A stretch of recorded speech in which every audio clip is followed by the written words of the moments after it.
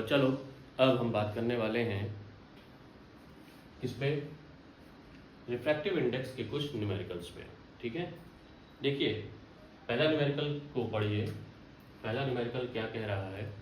पहला न्यूमेरिकल ये कह रहा है कि refractive index of water is 4/3, ठीक है, एंड फॉर ग्लास इज 3/2। एक चीज याद रखिएगा, जब भी इस तरीके से कोई स्पेसिफिक वैल्यू दी हो, है ना, कहा जाए कि रिफ्रैक्टिव इंडेक्स ऑफ वाटर या रिफ्रैक्टिव इंडेक्स ऑफ ग्लास या रिफ्रैक्टिव इंडेक्स ऑफ ऑयल या कोई भी पर्टिकुलर सब्सटेंस या कोई भी मटेरियल, ठीक है, उसका रिफ्रैक्टिव इंडेक्स दिया जाए तो एक्चुअल में वो एग्जैक्टली क्या होता है? वो होता है एब्सोल्यूट रिफ्रैक्टिव इंडेक्स। अगर हम 4/3 करेंगे तो डेसिमल में वैल्यू हमको मिलेगी, 3/2 भी करेंगे तब भी हमको डेसिमल में वैल्यू मिलेगी। तो जब हमको डेसिमल में वैल्यू मिलेगी तो इसका सीधा सा मतलब क्या होगा? इसका सीधा सा मतलब ये होगा कि हम 4/3 3/2 को जब कर रहे हैं तो ये जो वैल्यूज दी गई हैं ये हमारी एब्सोल्यूट रिफ्रैक्टिव इंडेक्स है। हमें जो फाइंड करना है वो, इसका सीधा सा मतलब है कि हमें जो फाइंड करना है वो हमें फाइंड करना है वाटर और ग्लास के बीच में, ठीक है, रिफ्रैक्टिव इंडेक्स। कैसे फाइंड करेंगे? आइए, मैंने आपको फिर बताया था कि देखिए जब बोर्ड एग्जाम में मैं बार बार आपको बोर्ड एग्जाम के लिए बात करता हूँ, क्यों? क्योंकि क्लास 10th में आपका बोर्ड एग्जाम है, आप बोर्ड एग्जाम देंगे तो आपको स्टेप आना चाहिए कैसे हम लिखते हैं। हम लोग क्या करते हैं, हम किसी भी तरीके से सॉल्व कर देते हैं, बस न्यूमेरिकल आया हमने सॉल्व करना शुरू किया, मार्क्स कभी नहीं मिलते, है ना, क्योंकि आपको स्टेप नहीं पता है। आपको हमेशा याद रखिए, जब आप सॉल्यूशन करें, जब भी आप सॉल्यूशन करें तो सॉल्यूशन में सबसे पहले तो आपको पता होना चाहिए कि हमको लिखना क्या है। सबसे पहले हमको गिवन, एग्जामिनर को जितना ज्यादा आप चीजें प्रोवाइड करेंगे उतना ज्यादा आपके पास मार्क्स अच्छे मिलेंगे, ठीक है। क्या आप प्रोवाइड क्या कर सकते हैं? वैल्यूज, ठीक है, ठीक, वैल्यूज का मतलब जो गिवन कंटेंट है, ठीक है। जैसे अब देखिए रिफ्रैक्टिव इंडेक्स ऑफ वाटर, तो आपको कुछ नहीं करना है, आपको सिर्फ RI ऑफ वाटर, शॉर्ट में लिखिए थोड़ा, लेकिन लिखिए जरूर। RI ऑफ वाटर का मतलब हो गया NW। किसके रेस्पेक्ट में होगा? ये एयर के ही रेस्पेक्ट में होगा, ठीक है। वो कितना है हमारा? 4/3 है।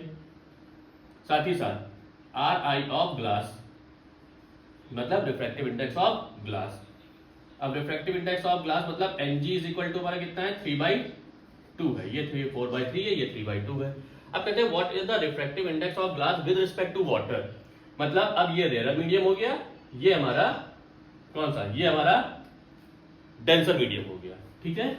तो सीधे सीधे वो पूछ रहा है refractive index of glass with respect to water. तो हम क्या लिखेंगे? हम लिखेंगे WNG is equal to question mark.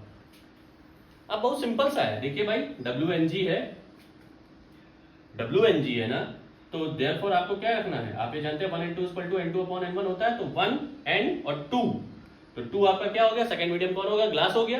First medium कौन सा हो गया? वाटर हो गया। तो आपने क्या लिखा यहाँ पे? सीधा सीधा NG/NW, NG/NW।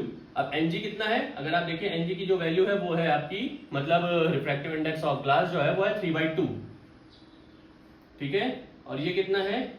ये है 4/3। तो जब आप इसको सॉल्व करेंगे तो देखिए ये ऐसे आएगा 3/2 इंटू 3/4, है ना। तो ये कितना आ गया? WNG आपका आ गया 9/8। अब 9/8 जब आप सॉल्व करें, अगर आपको ऐसे लिखना है आप ऐसे छोड़ दीजिए, कोई दिक्कत नहीं है, क्योंकि भाई जब हमको फ्रैक्शन में वैल्यू दी गई है हमने फ्रैक्शन में उठा के वैल्यू रख दी, ठीक है, कोई दिक्कत नहीं है। फर्दर सॉल्व करेंगे तो यहां पर आपकी जो वैल्यू आएगी वो अप्रॉक्स लगभग इतनी आएगी 1.125, ठीक है। ये आपका क्या हो गया? ये आपका आंसर हो गया। अब देखिए मार्क्स कैसे मिलेंगे भाई। अगर ये न्यूमेरिकल आएगा तो ये न्यूमेरिकल कितने मार्क्स आएगा? ये न्यूमेरिकल आएगा 2 मार्क्स का, ठीक है। सबसे पहले तो जब आपने इसको लिखा है तो गिवन है, इसमें कोई मार्क्स नहीं, सीधे से ये तो न्यूमेरिकल की वैल्यू कह रहा है। आपने उठा के WNG लिखा, यहाँ पर हाफ मार्क्स मिल गया आपको, हाफ मार्क्स यहाँ पे मिल गया, 1 मार्क्स पूरा पूरा यहाँ पे मिल गया, तो ये क्या हो गया आपका? 2 मार्क्स आपके क्लियर हो गए। स्टेप CBSE जो होती है वो किस पे काम करती है? वो स्टेप मार्किंग पे काम करती है, ठीक है। ICSE में स्टेपिंग नहीं होती, स्टेप मार्किंग नहीं दी जाती, लेकिन CBSE में स्टेप मार्किंग दी जाती है, स्टेप मार्किंग होती है। तो याद रखिए न्यूमेरिकल को कैसे सॉल्व करना है। अब आइए हम दूसरे न्यूमेरिकल की बात करते हैं। The refractive index of water is 4/3, है ना। तो जो दूसरा न्यूमेरिकल है हमारा वो क्या कह रहा है? The refractive index of water is 4/3। तो दूसरा क्वेश्चन क्या कह रहा है, रिफ्रैक्टिव इंडेक्स ऑफ वाटर, तो आर आई ऑफ वाटर जो गिवन है उसको आपको एज इट इज लिखना है बेटा, ठीक है, मतलब NW कितना है 4/3 है। और speed of light in air, so speed of light in air,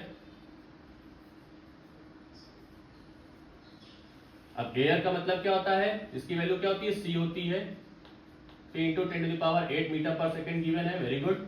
सबसे ज्यादा बच्चे क्या, देखिए बच्चे लेंस फॉर्मूला मिरर फॉर्मूले के बेस पे न्यूमेरिकल कर लेते हैं, लेकिन जो बच्चे इनको ये जो बहुत इजी न्यूमेरिकल होते हैं इन्हीं पे सबसे ज्यादा दिक्कत होती है, और बच्चे ये गलत करते हैं, आते हुए भी गलत कर ले जाते हैं, ठीक। तो इसकी अच्छे से प्रैक्टिस करिए। रिफ्रैक्टिव इंडेक्स ऑफ एयर आपका, सॉरी स्पीड ऑफ एयर, नहीं speed of light in air, ठीक है, speed of light in air, ठीक, 3 × 10⁸ मीटर पर सेकंड, ठीक है। गर्मी बहुत हो रही है, ठीक, कोई बात नहीं, आइए हम लोग क्वेश्चन करेंगे फिर भी। तो find the speed of light in water, तो हमें क्या फाइंड करना है, हमें स्पीड ऑफ लाइट